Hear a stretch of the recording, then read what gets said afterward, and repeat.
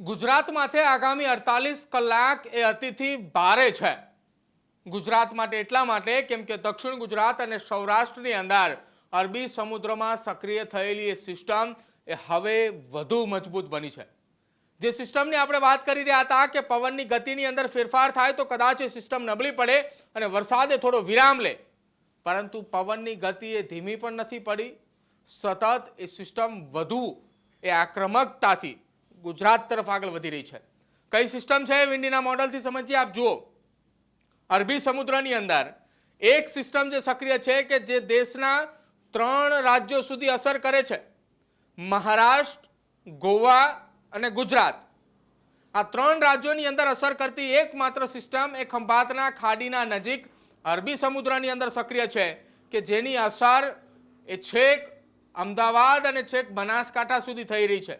એટલે કે દરિયાની અંદર જે સિસ્ટમ સક્રિય છે કે જેની અસર લગભગ 350 થી 400 કિલોમીટર દૂર સુધી સક્રિય થતી જોવા મળી રહી છે। તેની પાછળનું કારણ અંદાજો લગાવો તમે। અહીંયા આ જે દરિયાનો ભાગ છે ત્યાંથી લઈને અમદાવાદ સુધીની જો વાત કરવામાં આવે તો લગભગ એ 650 થી 700 કિલોમીટરનું અંતર છે અને ત્યાં સુધી અસર દેખાડી રહી છે। આ એ અરબી સમુદ્રની સિસ્ટમ છે કે લગભગ તેને સરાઉન્ડિંગ માનવામાં આવે કે અહીંયા એટલે કે અમદાવાદથી શરૂ કરવામાં આવે અને છેક ગોવાના ખૂણા સુધી નક્કી કરવામાં આવે તો લગભગ એ 1000 કિલોમીટર કરતાં પણ વધારાનું અંતર કહી શકાય। અને એ અંતરની અંદર આ અરબી સમુદ્રની અંદર એક મજબૂત સિસ્ટમ સક્રિય છે કે જેની સૌથી મોટી અસર એ મુંબઈની અંદર અત્યારે થઈ રહી છે। જો આ સિસ્ટમે ધીરે ધીરે આગળ વધવાની વાત કરી રહ્યા હતા ને એ જ પ્રમાણે આગળ વધી રહી છે કે જેની અસર બંગાળની ખાડી અને તેના આસપાસના જે વિસ્તારોની અંદર જે સિસ્ટમો સક્રિય થાય છે એ જ પ્રકારની સિસ્ટમ ખંભાતની ખાડી કે જે ગુજરાતનો એક ખૂણો છે દરિયાઈ કાંઠાનો, ત્યાં અત્યારે થઈ રહી છે અને તેની અસર એ ભાવનગર, જુનાગઢ, અમરેલી એ વિસ્તારની અંદર સતત દેખાઈ રહી છે। ગીર સોમનાથની અંદર પણ સતત દેખાઈ રહી છે।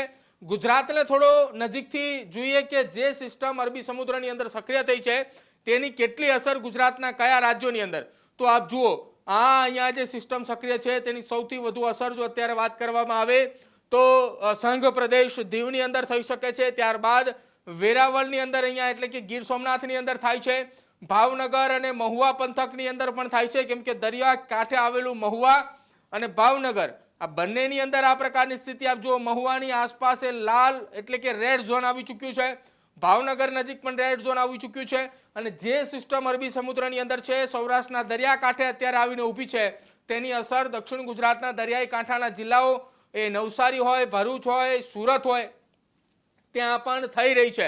એટલે કે આગામી સમયમાં ગુજરાતના દરિયાકાંઠે આવેલી આ સિસ્ટમ એ ભયાનક વરસાદ એ ગુજરાતના સૌરાષ્ટ્રના દરિયાકાંઠે આવી શકે છે, જેમાં ભાવનગરથી લઈને દ્વારકા સુધીના પંથકની અંદર એલર્ટ જે છે તે આપવામાં આવ્યું છે।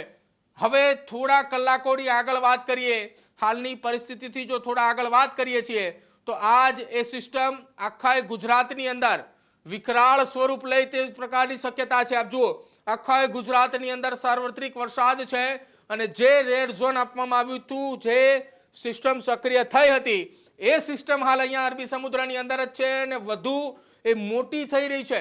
એટલે કે આક્રમકતાથી ગુજરાતની અંદર પ્રવેશે તે પ્રકારની શક્યતાઓ દેખાઈ રહી છે।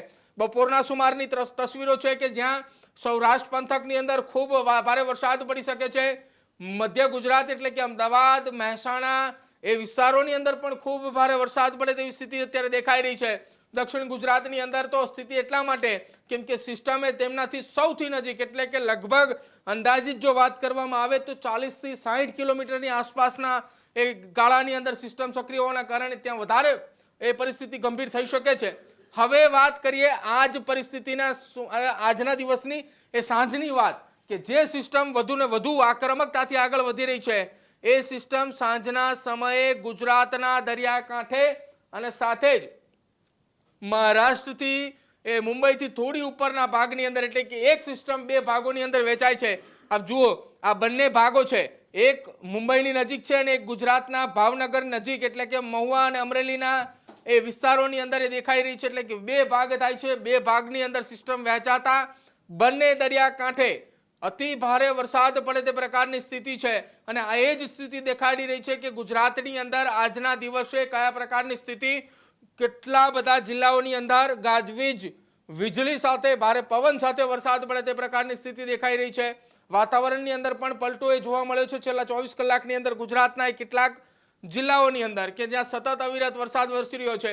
મોડી રાતની વાત કરીએ, સિસ્ટમ ગુજરાતના દરિયાકાંઠાથી જમીન પર આવી રહી છે કે કેમ, તો મોડી રાત્રે સ્થિતિ કંઈક અલગ બદલાય તો કદાચિત ગુજરાતના દરિયાઈ કાંઠે સિસ્ટમ જો હવે અહીંયા મહુવાથી એ સિસ્ટમ આગળ વધી છે. થોડું ઝૂમ કરીએ, ગુજરાતના સૌરાષ્ટ્રના પંથકોની ઉપર નજર કરીએ કે ત્યાં કયા પ્રકારની સ્થિતિ.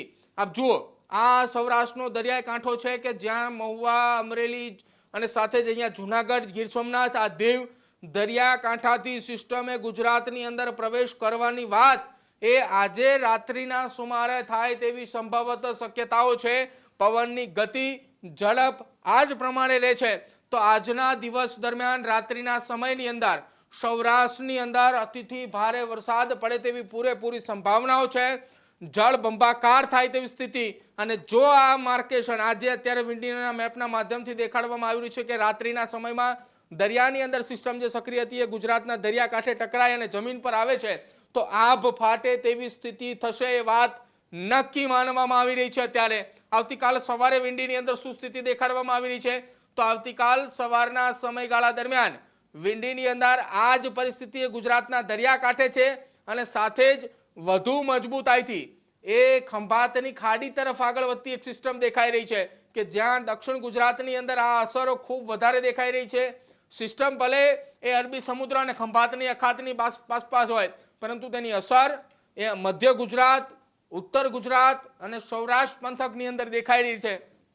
અને કદાચિત તેના જ કારણે આ વધુ સક્રિય થતા હાલ એવી સ્થિતિનું નિર્માણ થઈ રહ્યું છે કે કદાચ આવનારા 1.5-2 કલાકની અંદર સૌરાષ્ટ્ર પંથકમાં આ જ સિસ્ટમની અસર દેખાવા મળે, દરિયાની અંદર કરંટ જોવા મળે કે જેના થકી મોજા એ ઊંચાઈ સાથે ઉછળે અને આવનારા 24-48 કલાકની અંદર અતિથી ભારે વરસાદ એટલે કે આભ ફાટે તેવી સ્થિતિનું નિર્માણ થાય તો પણ નવાઈ નથી. ખેડૂત ભાઈઓ છે ખેતરમાં ડ્રોન ઉડાવતા હોય છે ત્યારે આપણે એક પ્રશ્ન સતાવતો હોય છે કે જે આપણે અત્યાર સુધી જીપીએસ ટેકનોલોજી વાળા ડ્રોન વાપર્યા છે, જેથી કરીને મોબાઈલ ટાવર છે અથવા તો હાઈ ટેન્શન લાઈન પસાર થતી હોય, કોઈ વૃક્ષો હોય, ત્યારે જે જીપીએસ ટેકનોલોજી વાળા ડ્રોન છે એમાં ટકરાય અને ટ્રેસ થાય છે. પણ એગ્રીવન લાવ્યું છે જીએનએસએસ ટેકનોલોજી ડ્રોન, જેથી કરીને એ ડ્રોન છે એ કોઈ જગ્યાએ ટકરાય નહીં, પોતાની રીતે જ ડિસિઝન લે છે અને મૂવ થઈ જાય છે, જેથી કરીને જીએનએસએસ ટેકનોલોજી ડ્રોન છે એ વાપરવાનો આગ્રહ રાખો.